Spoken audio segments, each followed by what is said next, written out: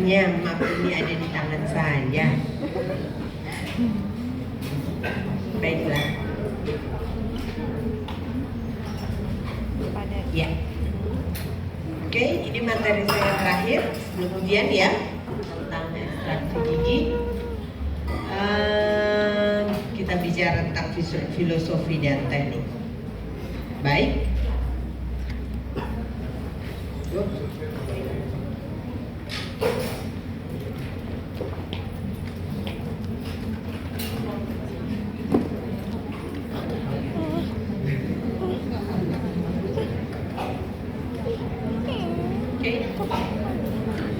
Apa sih ekstraksi?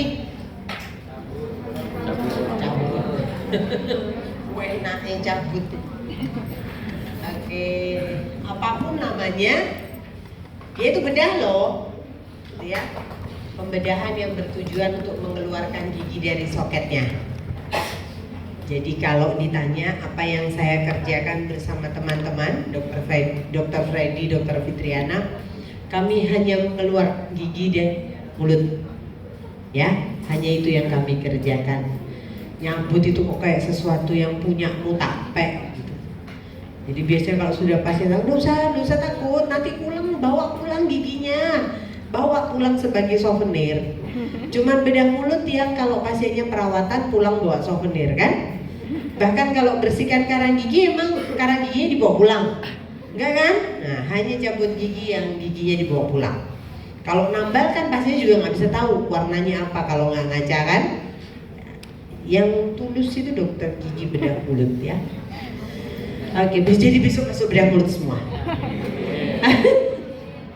Oke, idealnya adalah harus apa? Gak sakit, siapapun gak mau disakiti. Even Marsyanda mau disakiti? Gak mau lah. Jadi kalau dengan terpaksa giginya diajak keluar ya gak boleh sakit. Ya siap-siap untuk deg-degan ya. Nama yang saya panggil dapat jackpot, kaget. Oke, usahakan giginya bisa utuh. Utuh tuh begini, kalau giginya udah rapuh terus gimana dong? Nggak apa-apa. Yang penting di luar itu bisa kamu sambung dengan utuh. Artinya kalau kamu potong dengan bur yang memang nggak bisa balik non, tapi kan bisa ada juntrungannya. Mana mesial, mana distal, mana apikalnya, mana ujungnya, ada patah nggak di dalam, itu maksudnya. Tapi kalau dia keluar dengan utuh seperti cabutan orto, akan better, jauh lebih baik, healingnya akan lebih baik. Tapi kan nggak diem-diem gigi sehat dicabut, kecuali orto. Orto aja berdarah-darah dikeluarinnya kan. Jadi harus dipastikan supaya lukanya sembuh normal dan tidak mengundang masalah berikutnya pada saat prostetik, termasuk pada saat perawatan ortodontik. Jadi yang sudah pernah merasakan dicabut, diajak keluar giginya untuk keperluan dicantikin tuh supaya giginya nggak kayak orang foto tumpuk-tumpuk gitu ya. Itu pun harus dipastikan keluarnya cantik.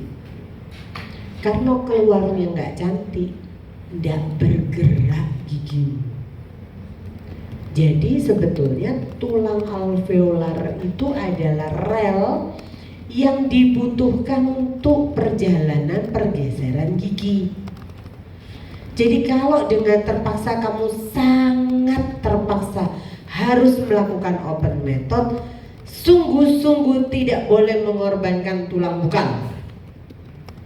Karena sekali kamu mengorbankan tulang bungkal, ya sudah finish di situ.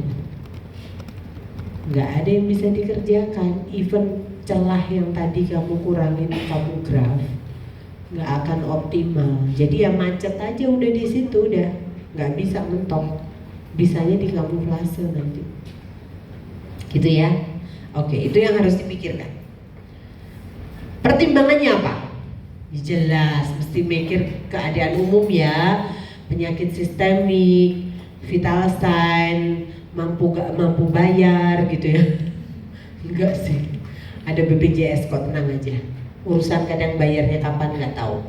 Oke, harus diperiksa pemeriksaan klinisnya, dipastikan memang dia indikasi nggak untuk dicabut. Ada pasien yang ada linu gigiku udah cabut aja dok. Loh, lampu masih bisa bisa ditambal kok. Iya tapi nanti sakit lagi. Nek gitu nggak usah makan, kan nanti lapar lagi. Kan sama kan? Nah, jadi harus dipertimbangkan. Even besok jadi spesialis bedah mulut, nggak selamanya tindakan kita itu adalah yang terbaik. Yang terbaik itu yang Tuhan kasih. Jadi gigi itu biarpun akhirnya di mulutmu tumpuk-tumpuk, aslinya ya bener-bener bukan nggak ada, ya tetap lebih sehat nek masih punya gigi sendiri gitu daripada main kepalsuan, ya. Oke. Jadi harus dipikirkan betul, kalau perlu dilakukan root ronsen, ditentukan betul indikasi dan kontraindikasinya. Dipilih betul jenis anestetikumnya. Mau pakai metode apa? Sudah jelas reruntuhan di bawah CEJ, ya kamu mesti mikir nak, kalau cuma punya tang, kamu mau tang apanya? Kalau semuanya udah di bawah tulang, ya. Aduh dong, gak punya bur, gak punya mesin. Lah ya wes. Ya terus mau diapain? Pikirin nanti. Ya, nanti kita lihat di bawah. Oke, armamentarium punya nggak? Dok, saya cuman praktek, cuman punya alat satu set. Dilalah ini tadi pasien ketiga yang semua cabutan anterior rahang atas. Kamu celap-celup tadi dulu, nuntut waktunya. Mesti dipikirin ya. Kalau enggak pinter-pinter dong. Kak, ini masih di perkusi bu, gitu ya. Saya kasih obat 2 hari ya. Nanti hari ketiga datang ke sini. Setelah dicabut obatnya dipanjangin 2 hari lagi ke belakang, sehingga pasien tetap minum 1 serial 5 hari. It's okay. Masa kamu ngaku, Pak maaf ya saya baru dokter baru Pak, nggak punya modal, punyanya tang cuma 1, udah habis tak pakai lagi. Bapak mau tak kasih tang bekas orang? Ya jangan gitulah, gitu ya. Harus punya kecerdasan sendiri. Oke, memperhatikan seperti kemarin posisi, jangan lupa. Oke, ini detailnya. Sebetulnya ini cepet aja, bisa di kemarin slide sudah dibagikan. Cukup bisa dipahami toh, jadi harusnya nggak ada nilai jelek besok ujian. Oke, riwayatnya apa, keluarnya apa, harus ditanya ya. Ini harusnya sudah jadi bagian kamu temen untuk mengajarkan. Jadi kalau tanya keluhan utamanya apa, giginya sakit mau dicabut.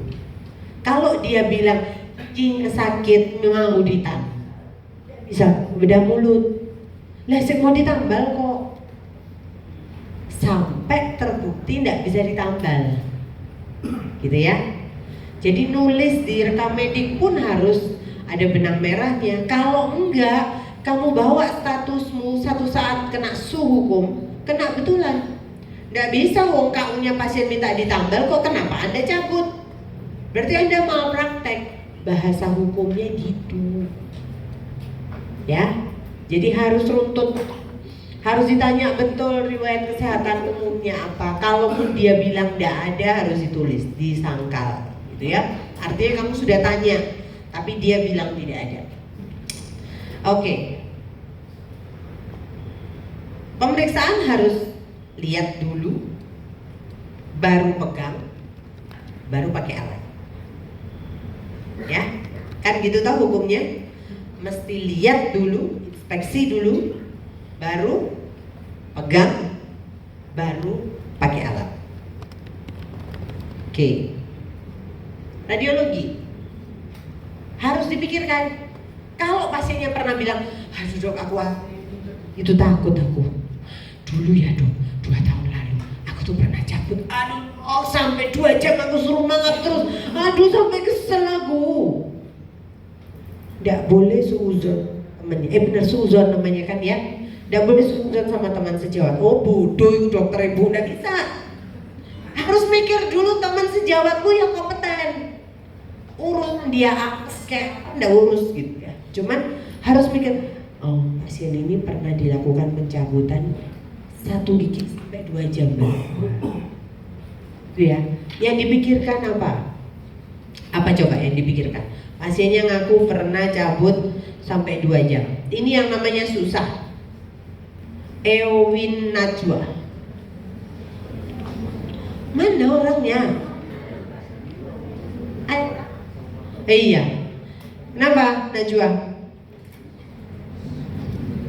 Kenapa harus dipikirin?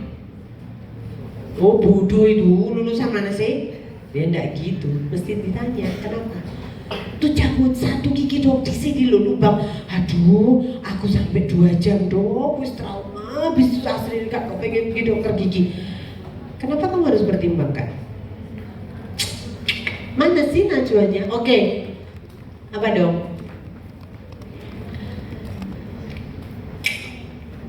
Ya tahu, supaya sembuh. Tidak ada lagi nanti yang menguap. Laila, Sumatul Laila. Nah iya ada. Apa dong? Pertimbangannya?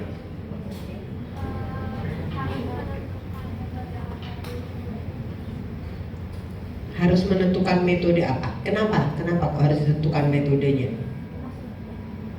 Emang kenapa kalau dia dia cerita pernah dicabut lama sampai lama?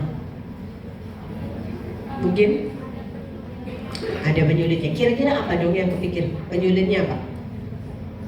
Tuh kanan kiri muka belakang support sistemnya banyak banget. Ayo jawab dong. Walaupun namanya nggak kepanggil tuh.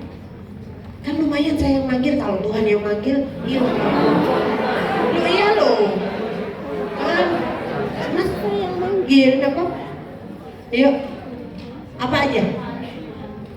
Kemungkinannya apa? Apa namanya? Oke. Bisa pada saat itu mungkin giginya itu ankilosis gitu, oke. Ada yang lain? Kamu mesti mikir apa nih kalau pasiennya ngomong, aduh dicabut lama, pindah kubu. Siapa lagi namanya? Pramudia Wardani. Rima, ya.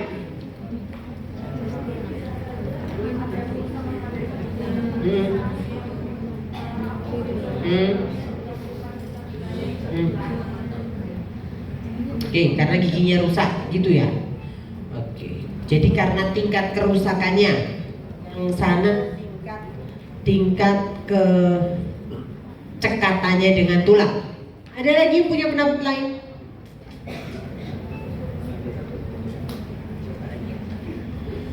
Jauh hari. Mana tuh? Ya. Apa sih Ma?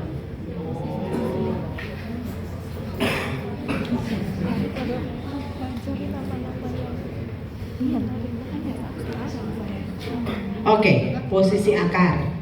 Karena biasanya, apalagi kalau yang kamu cabut kontralateral, sebelah kiri menari itu biasa sebelah kanan juga menari. Apalagi kalau dulu dicabut karena rusak, yang satu sampai nempel cekat, yang satu sampai embel, gitu ya. Oke, satu lagi itu biar agak seru.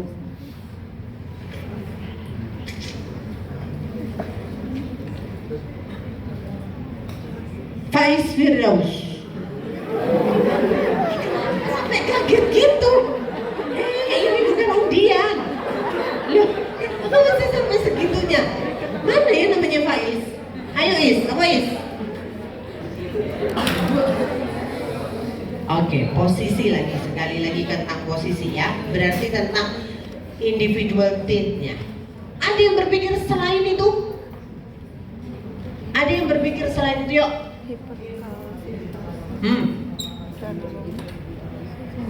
Terus?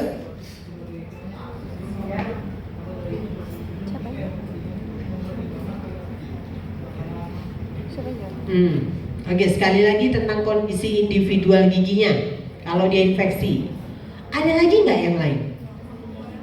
Kan kita nggak bisa memprediksi infeksi yang sebelumnya kan, gitu kan? Tapi kita mesti mikir kan, Apa yang kira-kira yang kamu pikir? Penyakit sistemik apa yang buat pencabutan jadi sulit? Jadi sampai 2 jam? Orang DM itu loh lebih banyak rusak ligamen periodontalnya. Kadang hajing lepas kok. Iya kan? Nah, ayo lagi, apa lagi? Yuk. Apa? Nunggu anestesinya bekerja. Jadi apanya yang kamu maksudkan? Anatomisnya dia kah? Ya. Harusnya kita berpikir bahwa dokter sebelumnya kompeten kan? Jadi kalau sampai dengan kompetensinya dia nggak bisa lakukan anestesi, so berarti mungkin ada something dengan anatomisnya dia. Kan ada orang yang letak mandibulanya letak tinggi kan ada. Oke, ada lagi?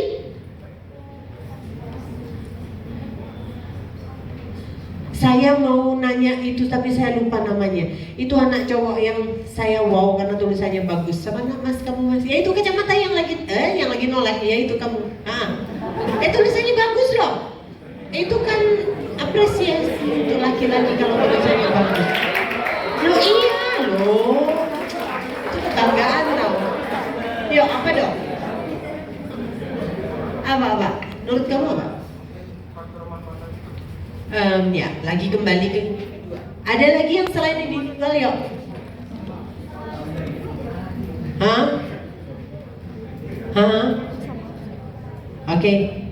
Oke. Bisa karena secara psikis dia tidak kooperatif. Tak kasih tahu ya. Kalau yang punya gigi itu tidak ikhlas, kan gegeran sama ya nerangin. Kadang tuh sampai gemes. Saya tuh sampai beberapa kali itu terucapkan. Dulu pada zaman saya sekolah pernah gitu kejadian. Jadi pasien itu anestesi rada ribet dulu. Dilala mau operasi. Ini kenapa hilang-hilang ya? Gak boleh ada gangguan dah. mau odontectomy kan kita pakai bor. Saya sampai bilang sama perawat, Pak Kosen, boleh jangan sek mantan mo. Ngerti maksudnya ya? Jadi yang sudah 2 kali pakai. Dok, iku anyar yo. Lah ngopo iki gak kena lho. Ini nak ganti. Sekali lagi diganti. Terus Pak, iki opo sih sing salah? Gak potong lu. Pak Kosen tiba-tiba datang perawat. Itu bukan kalau perawat sih sebetulnya, dia bantu kami di kamar operasi.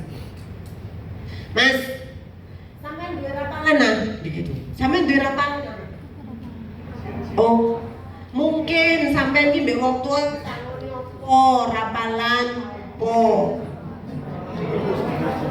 Oh, gitu. Nah kan saya kan nggak ngerti kan, polos banget saya waktu itu masih culun. Terus tadi apa? Ngeluarin dompetnya, ditaruh ya.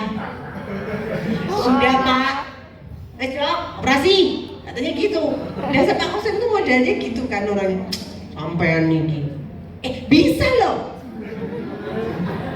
Jadi nak kasih tahu kamu, percaya nggak percaya, gangguan itu banyak, betul. Masa gelap itu ada loh, bisa loh kayak gitu. Beneran saya nggak guyon. Ini bukan mengada, bisa. Tapi jangan kan ketidakbisaan kita pada rapalannya pasien, dosa juga lu. Tuh ya, tuh orang tua nyangguin dia juga maunya tujuannya baik, jalannya aja rodok miring didi, ya kan? Jadi kalau dia sudah pernah yang lalu dicabutnya lama, mesti tanya. Kan kamu baru menduga-duga toh? Nggak ada tanya sama pasiennya toh? Ternyata pasiennya bilang, dokternya bilang tulang saya sangat keras. Oh pantes, karena mukanya gelap, rambutnya keriting. Teman-teman yang dari Indonesia Timur itu hidupnya di sana luar biasa berat tahu. Tuhan memang ciptakan dia dengan anatomis yang sangat kuat karena medannya hebat. Dan itu jauh lebih sulit kamu melakukan manipulasi pada tulang dan gigi dibandingkan kamu nyabut orang jauh. Beneran, secara ras ada. Ya toh? Kalau kamu lihat penelitian teman-teman di orto tuh kan ada kan ukuran berbeda, kecepatan tumbuh berbeda, kecepatan. Kenapa? Memang secara anatomis bisa. Gitu ya. Terus soal kanan kiri tadi itu mesti dipikirin. Satu lagi, pada saat yang lalu lama kamu mesti tanya, habis itu selesainya sembuhnya berapa lama? Ada keluhan lainnya apa? Bayangin kamu suruh mangap terus 2 jam dan digerakkan pakai tekanan, dibur walaupun difiksasi. Apa yang paling capek? Dan itu bisa menyisakan masalah pada saat sekarang kamu ngerjakan. Itu sih, tuh kan. Oke? Ya, lanjut. Ya, yang lain-lain bisa dibaca lah. Oke. Terus itu tadi ya, kalau sudah pernah dikerjakan rombongannya Dokter Yuli, harus siap ya. Apalagi kalau pasiennya nggak proper. Terus bukan Dokter Yuli tapi GP yang sewangecut wangi pokoknya. Dimatikan dengan arsen, besoknya ditaruh TKF di situ supaya cepat steril padahal belum diaktifasi. Yes, besok pada saat dicabut kayak kejadian kakak tua itu ya. Itu ya susah tahu. Oke. Jadi kalau dia ada penyakit periodontal kah, kalau dia terkena trauma harus dipikirkan. Yang kena trauma tuh giginya tok atau sak rumahnya. Jadi kalau mau nyabut mesti mikir.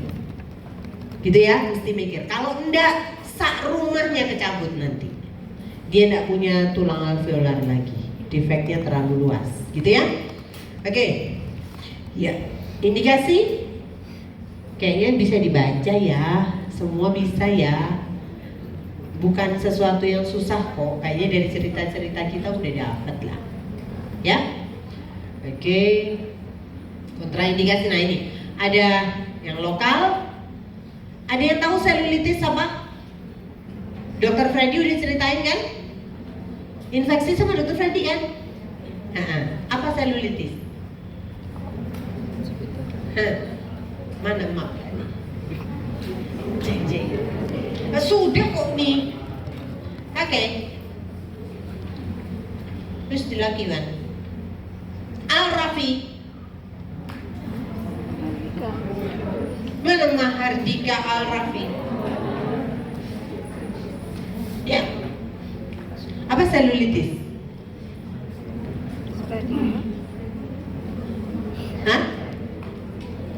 Infeksi, oke.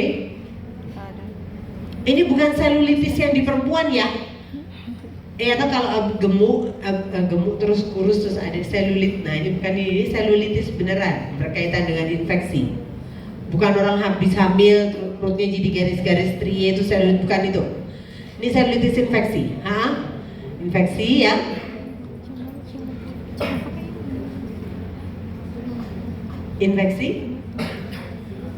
Infeksi bakteri.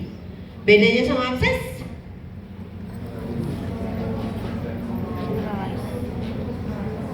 Kalau abses ngumpul. Selulitis kenapa kok keras? Sama-sama infeksi kan? Isinya nanah juga nggak? Sama. Kenapa yang satu keras yang satunya ngumpul bisa teragak fluktuasi?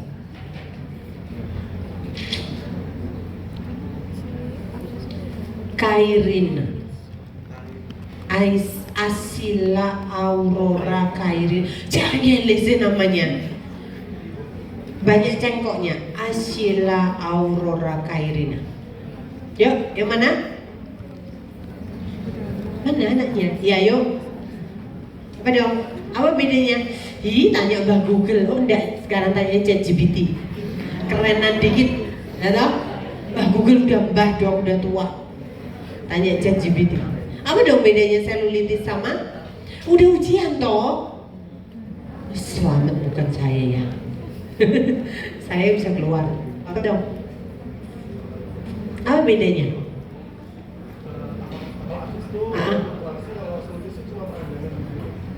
Peradangan? Enggak loh, sakit banget loh selulitis itu. Tapi memang dia keras, betul, nggak ada fluktuasi, betul. Infeksi bakteri, betul, ada nanahnya, betul. Tapi gimana? Kalau abses, dia masuk dalam spatnya. Jadi ada rongganya, makanya dia bisa ngumpul sama-sama. Kalau selulitis, itu masuk nyebar di subkutan. Jadi satu blok itu ada yang pernah tahu siapa namanya? Lisa yang di Surabaya. Ya kamu di tahun kapan sih ya? Dulu di Surabaya beda plastiknya pernah buat dan itu booming di Indonesia gitu ya.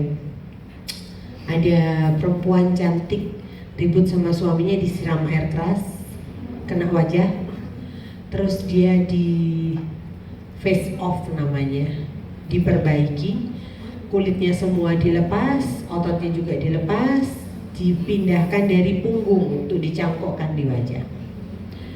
Mungkin nanti aja di rumah coba cari Lisa face off gitu. Kamu bayangin wajah, jangan dijudge ya, jangan dihakimi. Berhasil tidak berhasil itu semua sudah upaya. Dia pun mati-matian meja operasi. Sementara saya sekolah itu kejadiannya. Jadi itu mati-matian betul, dia berusaha bertahan. Bukan cuma secara fisik tapi secara psikis juga. Karena dia punya harapan yang tinggi. Tapi ternyata tidak semudah itu. Tuhan membuat kita cekungan bisa ditiru sama manusia. Kenapa bisa hidungmu ada gininya, filtrummu ada. Kalau nggak punya filtrum kayak apa? Tahu? Kalau kita nggak punya filtrum kayak apa? Monkey. Loh, coba betul kan? Kita tuh kan nggak punya filtrum kayak monkey, loh, bener. Itu Tuhan kungan itu supaya kamu berbeda. Oke? Jadi kamu lihat wajahnya dia, nah itulah selulit kalau mau gambaran ekstrimnya. Jadi dia masuk ke subkutan, semua nyebar dan tidak bisa ngumpul. Makanya untuk membebaskan, karena itu banyak kuman anaerob, dilakukan multiple incisi supaya bakterinya kena udara. Jadi nggak cuma dibong. Nah kan udah ada yang lihat toh? Oh, cepat kalian tuh suruh lihat-lihat begitu. Oke, jadi kalau ada selulit, ya jangan seperti akut posisinya masihan ya. Kalau sistemik, apa yang harus dipikirkan? Nah, ada di sini kemarin kita sudah bahas ya. SBE itu subbakterial endokarditis. Oke. Jaundice, tahu jaundice? Kuning, ya. Oke. Kalau pada sistemik yang berkaitan dengan kehamilan, harus hati-hati untuk steroid kalau memang digunakan steroid. Hati-hati pada trimester pertama justru menyebabkan keguguran. Oke, ini obat-obat yang bisa mengganggu antikoagulan, antiplatelet ya. Bisa dicek dah. Anestetikum kemarin kita udah omongin ya. Kita ke metode pencabutan. Oke. Metode pencabutan ada dua, satu dengan close method, yang satu open method. Maksudnya close itu kalau kamu bisa pakai tangan, nggak usah menelanjangi tulang alveolar, tapi tetap harus membuka epitel cekat supaya tamu bisa masuk tanpa roda paksa ke sulcus gingiva. Jadi buka aja biar dia siap menerima jepitan tamu. Gitu ya? Oke. Kalau open method berarti kamu harus buat sandaran yang lain. Terpaksa harus ngurangin tulangnya, harus open memang. Jadi tulangnya terbuka nantinya. Ya, alatnya kemarin sudah lewat iki kesuwen ini. Ya, oke, posisi kursi sudah kemarin kan, siap teknik. Nah, yang harus diingat untuk ekstraksi, yang dipakai untuk mencabut tangan kanan. Kalau kamu tidak left handed, ada di sini yang left handed? Yang kidal ada? Ada. Tapi bisa ya, bisa ikutin kanan kiri. Tapi sometimes ada beberapa yang masih lebih nyaman dengan kiri, oke. Tapi memang di Indonesia agak susah mencari unit yang untuk left handed, gitu ya. Tapi kamu masih, kalau carving kan pasti kelihatan lebih main ya. Oke. Jadi yang harus diingat adalah bukan kanannya yang ngotot. Kan boleh ngotot jepit, kan, tapi tangan kiri harus fiksasi, harus melindungi. Sometimes tidak selalu asisten kamu andalkan untuk memfiksasi kepala, harus kamu yang memfiksasi. Jadi dagu harus dipegang. Jadi kalau pasiennya dicabut, enggak ini. Akhirnya enggak tahu yang gerak giginya apa kepalanya orang. Ya. Terus pada saat ngeband juga gitu, pas digerak pus masuk. Aduh. Ya enggak apa-apa sih aja, tapi kan ya enggak enak. Ya kalau masuknya enggak kemana-mana, masuknya ke dalam, ke orofaring, ya ribet urusannya. Gitu ya. Jadi harus dipikirkan ibu jari di mana, yang lain ngapain, harus ada. Nanti direnungkan ya, makanya saya bilang mesti cari supporter. pinjem rahang. Nanti tak bikin apa sih, es krim paling murah apa sih? Es trongdong. Ada gak sih kos-kosan masih lewat gak es trongdong? Kalau di Malang ini yang murah meriah es trongdong sama ngekngok. Tahu ngekngok? Apa arbanat? Tahu nggak? Ada tuh orang beli sih ngomongnya rambut nenek apa malah gitu lah. Tadi kampung ngomongnya apa? Yang ngekngok itu karena bunyinya kan ngekngok. Nah ya sudah. Oke, jadi direnungkan, dipegang, harus bisa. Karena besok kamu pada saat ekstraksi ini yang dikerjakan. Kamu SL tuh benar-benar harus rasakan ini. Ya, harus bisa. Kayak gitu caranya. Megangnya di mana? Harus tahu. Dan tangan yang memfiksasi harus merasakan gerakanmu itu menimbulkan goyangan pada akar apa enggak. Itu yang membuat kamu bisa berubah keputusan. Duh, ketok ankylosis. Opo enggak bisa, ini tak gerakan kayak gini sama sekali enggak terasa gerakan. Gitu ya, sehingga enggak sampai nunggu patah. Sudah akarnya sepertiga di atas, aduh dosennya harus korek gitu. Harusnya bisa diprediksi. Saya, oke, lanjut. Jangan pakai tang.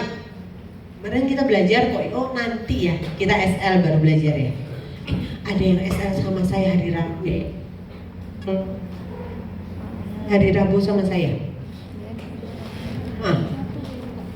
Saya enggak tahu, saya enggak bisa jaga soalnya. Mudah-mudahan ada pembimbing yang lain.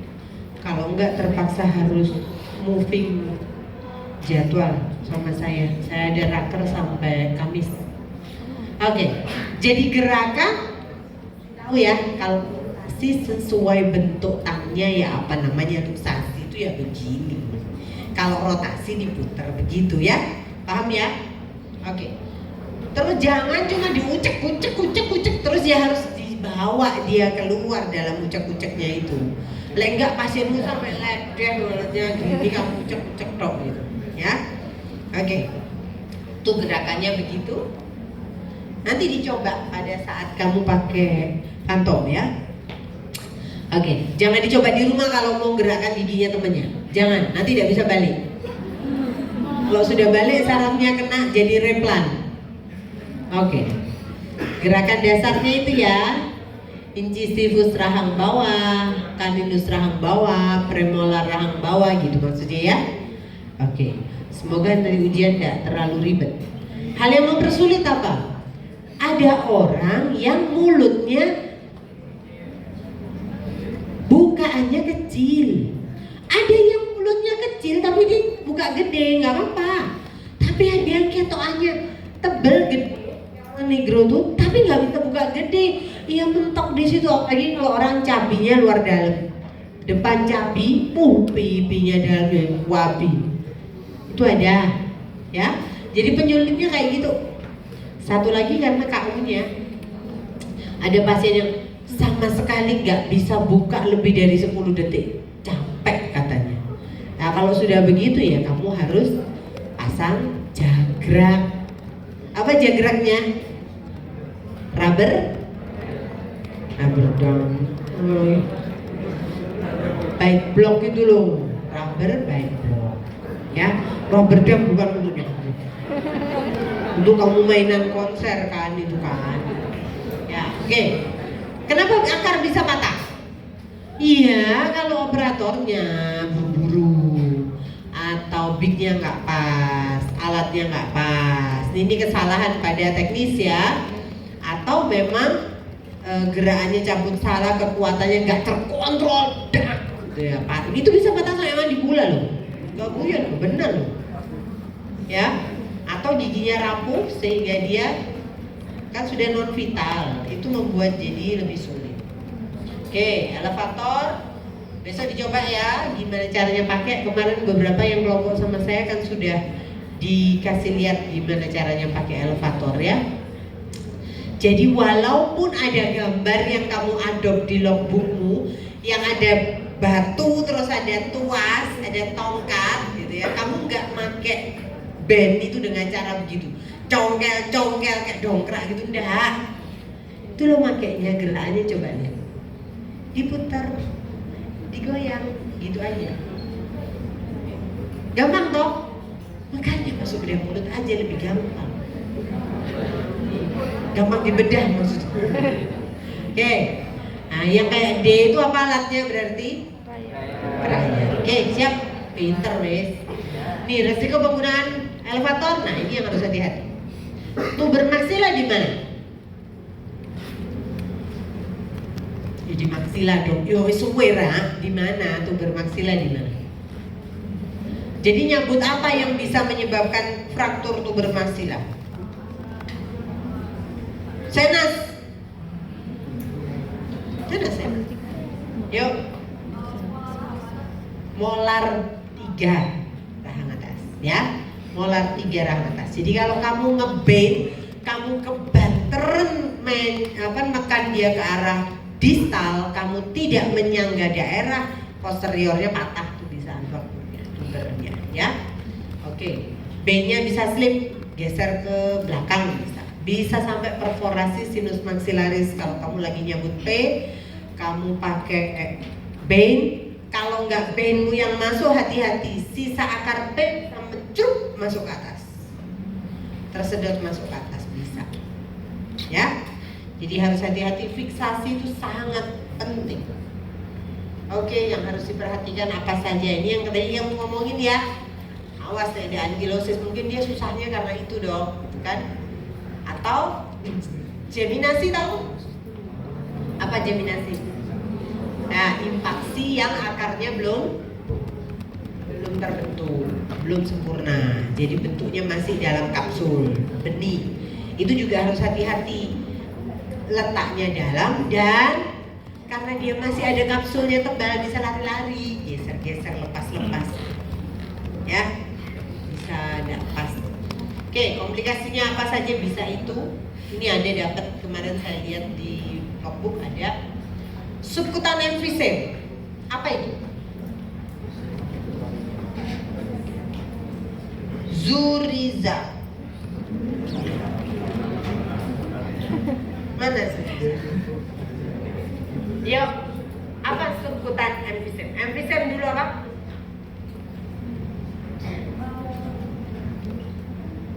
Kalau subkutan kan tempatnya, emfysem udara terjebak, terperangkap di jaringan.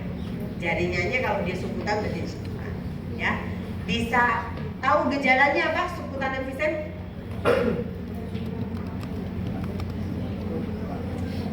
tahu kertas rokok. Juga buat kertas rokok. Kertas itu apa? Aluminium foil yang dibuat mie bakar. Lapar toh, habisin nggak bisa pulang, ada dokter Sinta. Ya kan? Itu kan kresek-kresek. Nah kayak gitu tuh, tapi terabanya maaf di jaringan. Kamu bisa bayangin, oh. Dan itu biasanya yang kena mana? Pipi bawah, sampai leher, sampai dekat jantung. Itu yang dipegang bisa. Hebat ya Tuhan ya. Kita yang buat masalah, Tuhan masih melindungi kayak gitu. Apa bahayanya dari sebutan emfisem? Kalau dia jalan terus, kalau dia jalan terus mendekati daerah dada sampai nanti dia masuk ke perikard, habis. Namanya dipanggil sama Tuhan. Jadi kalau dia sudah mulai makin lama makin luas, makin turun ke bawah, sometimes harus dilakukan GC. Karena biasanya digembosi pakai jarum, nggak mau keluar dia, terpaksa harus di GC. Ya, dan itu hati-hati, waktunya cepat, hitungannya jam. Oke, pasca pencabutan apa yang bisa terjadi? Ya, perdarahan biasa lalu kita membuat trauma, ya. Oke, bisa primer, bisa sekunder. Apa bedanya perdarahan primer sama sekunder? Primer yang terjadi saat itu, ya. Sekunder berarti sudah pernah berhenti, terus muncul lagi. Apa kira-kira menyebabkan perdarahan sekunder? Apa? Apa? Infeksi? Enggak, infeksi enggak ke perdarahan. Faslem ijuannya, Faslem Maula Ibrahim. Manggilnya apa sih? Faisal.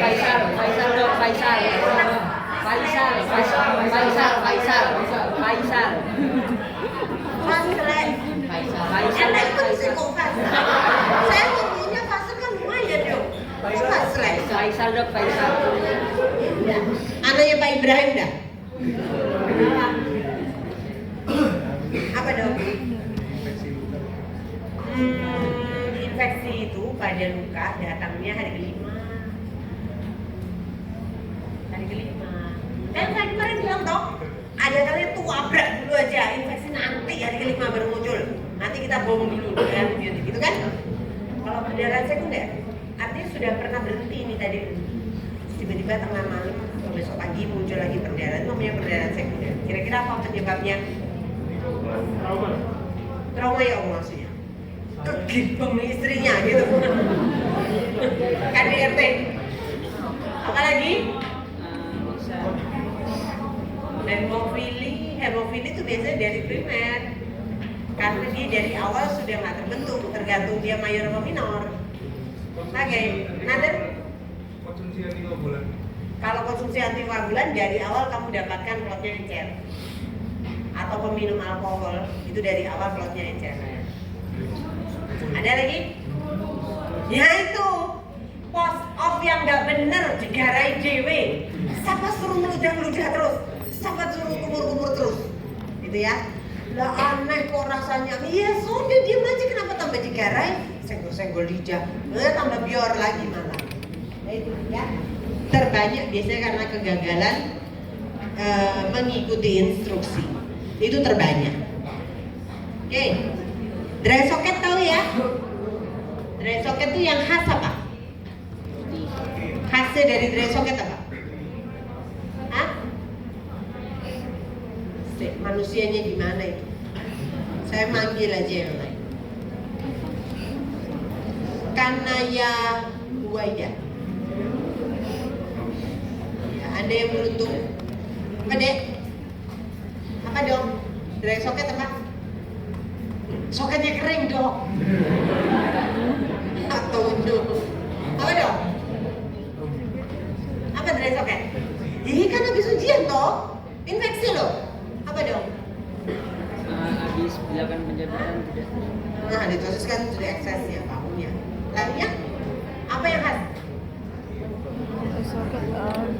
nyerinya, terus soketnya kosong, terus ditemukan daerah abu-abu, baru sakit lah, KGB positif lah, bau lah gitu ya. Jadi kalau sakit disertai dia tidak bengkak, kalau bengkak berarti infeksi. Kalau sakit tidak bengkak, sakitnya sakit banget, terus kamu lihat soketnya kosong, kalau dilihat dicuci yang keluar kayak debris warna abu-abu, itu sudah dry socket ya. Kalau dry socket diapakan? Dibuat moist, dicuci, irigasi. Kalau dulu dalam kondisi sakit itu, analoginya adalah buat perdarahan baru supaya muncul jaringan baru. Iya, tapi itu membuat trauma lebih besar. Jaringan yang terbentuk pun sebetulnya di daerah dasar terangkat semua. Jadi hukumnya apa cukup? Buat diirigasi banyak-banyak. Kalau komplikasi dari perdarahan apa? Nah, itulah sudah ya, gigi, tampon. Boleh kasih apa saja yang bisa dipakai. Gel foam, Surgisil, boleh apa aja. Kalau sekunder itu yang dikerjakan. Kalau bisa di tempat perdarahannya ngocor, soketnya terbuka ya jahit lah gitu ya. Boleh diberikan obat-obat membantu koagulasi. Contohnya apa? Ada yang pernah tahu? Obat yang kalau yang perdarahan tahu, aspirin, apalagi clopidogrel gitu ya, warfarin, heparin gitu kan. Lawannya itu apa?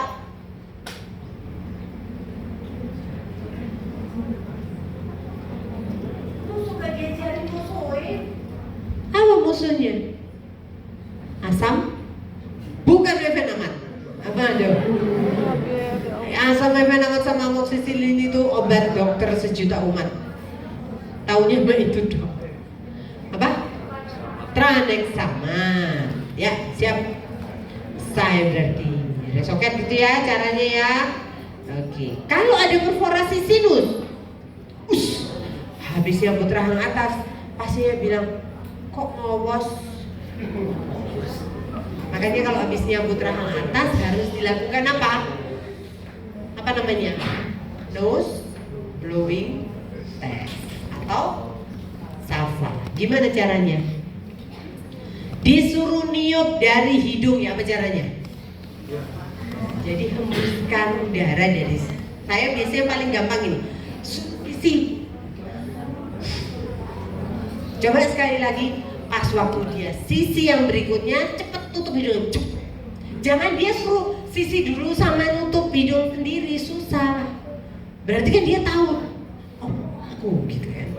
Jadi kalau mau uji, jadi suruh sisi.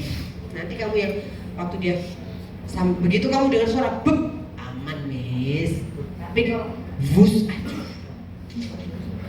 Ya. Kalau dia pertama kali jebol, habis pencabutan namanya oroantral communication. Tapi kalau sudah dicabut dokter diantah berantah, kalau makan minum keluar hidung, ini hari keberapa? Hari kedua namanya sudah bukan OAC, tapi OAF, oroantral fiscal. Karena sudah masuk epitelnya, sudah terbentuk kanalnya, gitu ya. Oke, akar bisa sampai masuk sinus tuh. Jangan kaget ya. Tapi ya jangan dicoba. Perhatikan, jangan dicoba. Masuk bedah mulut dulu baru coba ya. Ngerepoti dosen. Oke, itu emfisema yang tadi saya cerita. Oke, gimana cara mencegah? Prosedur harus benar, gitu ya. Penggunaan harus betul. Kalau kamu melakukan dengan bor pun harus hati-hati, usahakan paling aman dengan low speed bor. Ya, kalau kamu mulai buka tulang. Ini prosedurnya ya. Harus makan loh ya. Tak ceritain saya pernah kejadian. Saya bilang sama pasien habis operasi, Bu, makan jangan bubur ya, makan tetap nasi supaya bisa kenyang. Nek orang suruh makan bubur sehari 3 kali, kamu bayangkan enaknya apa?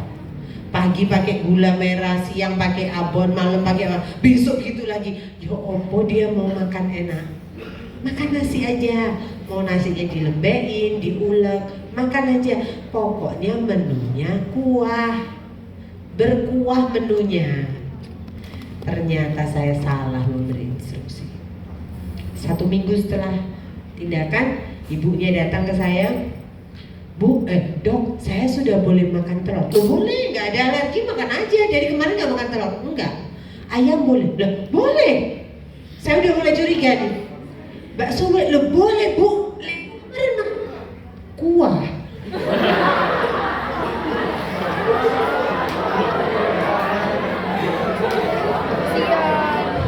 Betul-betul makan nasi dan kuah.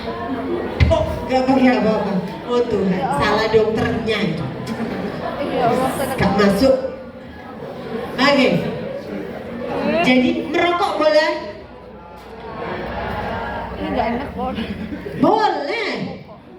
Yang enggak boleh nyedotnya. Kan nggak boleh nyedot. Jadi kamu mau ngerokok dicium-cium, mau dijilat-jilat, mau ditiup, terserah, pokoknya enggak. Karena makan minum pakai sedotan aja enggak boleh. Gampang kan? Enak operasi sama bedah mulut itu. Gitu ya? Oke, penyembuhan luka ini yang harus diingat, harus dipertahankan, bekuan darah itu terjaga. Jadi kalau dia sudah mulai gigit tampon harus instruksi betul. Cocok ya Bu, setengah jam. Sampai kayak saya. Nanti kalau sudah setengah jam baru dilepas, begitu sudah dilepas sudah. Tujuannya apa? Supaya klotnya ngisi padat. Gitu ya? Oke. Nah ini siapa yang skripsi tentang penyembuhan ya itu tadi lah. Oke, sekarang kita ngomongin soal yang terakhir. Udah mau selesai. Pencabutan dengan open method, ya. Kapan sih dilakukan open method? Kalau nggak bisa pakai tang biasa. Entah CIJ-nya letaknya di bawah, entah sudah CIJ-nya rusak sehingga kamu nggak dapat pegangan, kamu harus cari sandaran, lakukan dengan open method. Open method yang paling sederhana yang dimainkan hanya giginya. Paling banter. Nah, naik 1 step dari gigi adalah tulang septum. Gitu ya. Jadi kalau tidak sangat terpaksa jangan ngurangi relnya. Relnya apa? Tulang bukal dan palatal atau lingual, ya. Oke. Ya, tekniknya separasi nanti di bawah ada gambar. Yang dilakukan separasi hanya pada gigi ya, jangan sampai tulangnya hanya khusus untuk septum. Oke, kalau selesai pencabutan terjadi flabby tissue apa? Jaringan yang berlebih ya, jaringan yang berlebih.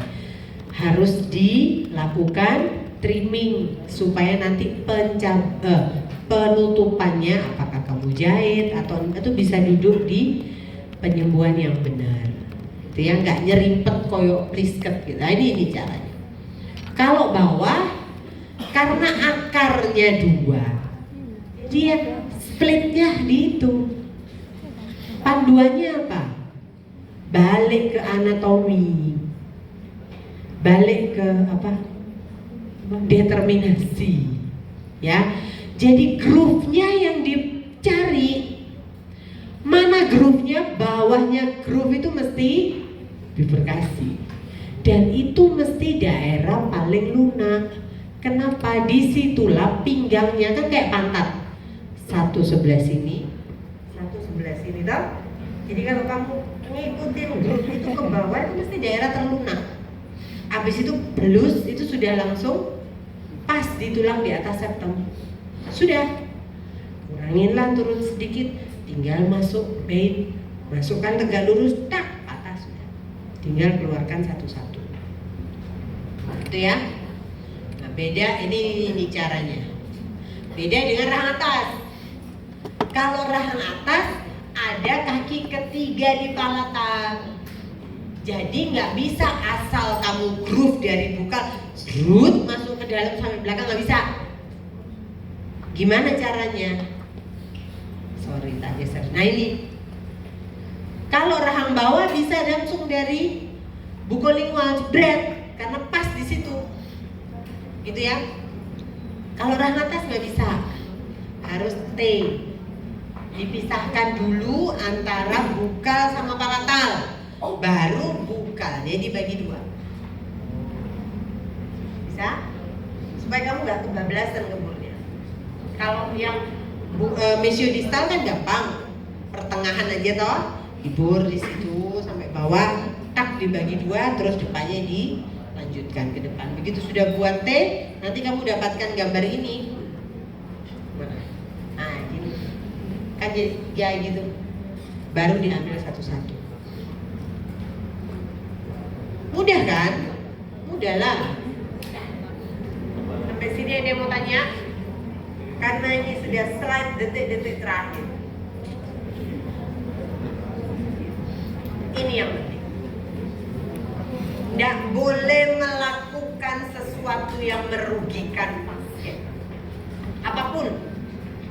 Keserempet bur, keserempet pain, bibir kejepit tang. Tuh, ada loh. Sambil semangatnya.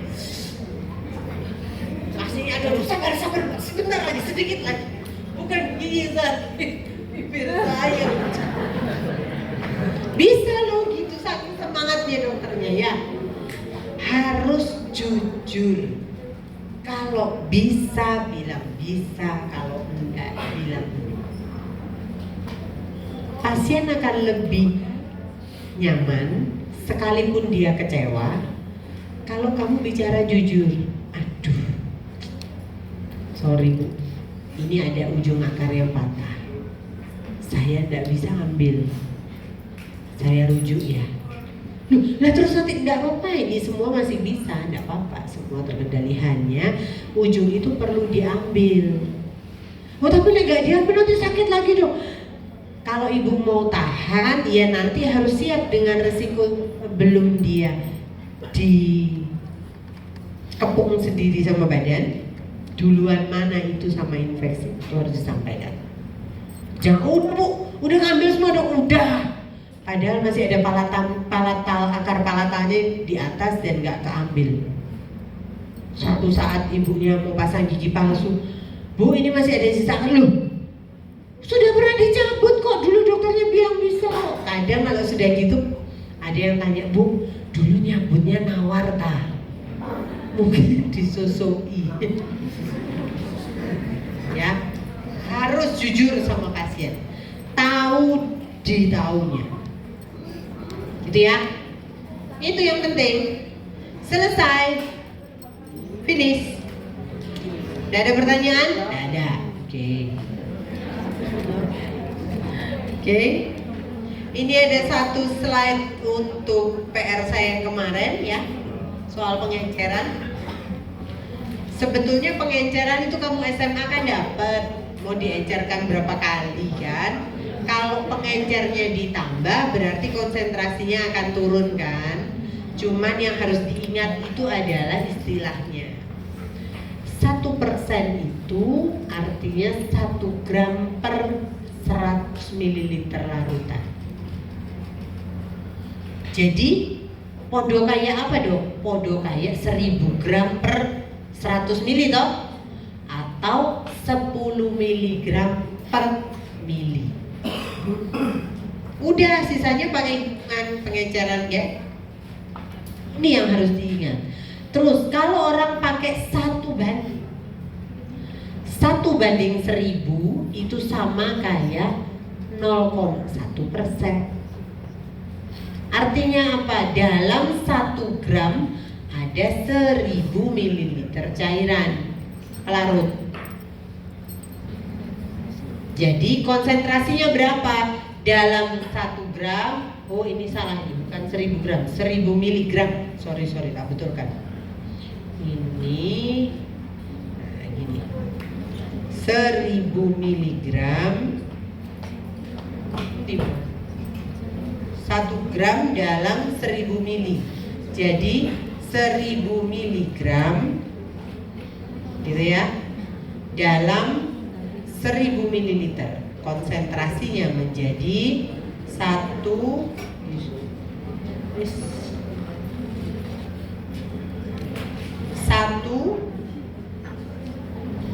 miligram per mililiter. Dokter ini foto nanti lah ya dibagi toh. Kalau 1/10.000 dia menjadi 0,01%. Hitungnya gimana? Ya kayak itu tadi. 0,01% berarti ada 1 gram dalam 10.000 mililiter. Jadi konsentrasinya jadi berapa? 0,1. Udah gitu terus. Kalau ngencerkan pakai apa? Bisa pakai Aquades, bisa kayak kemarin lidonya ditambahin, gitu ya. Oke? Sehingga adrenalinnya kesannya lebih sedikit. Sampai sini bisa? Oke, ada pertanyaan?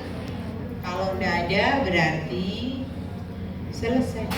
Kan kurang setengah jam habisnya dokter Sinta.